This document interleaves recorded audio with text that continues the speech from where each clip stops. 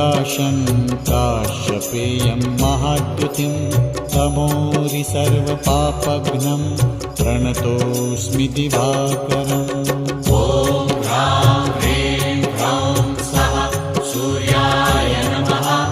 ॐ ह्रां ह्रीं ह्रौं स्वः सूर्याय नमः। जपाकुसुमसङ्काशं काश्यपेयं महाद्युतिं तमोरि सर्वपापघ्नं प्रणतोऽस्मि दिवाकरम्।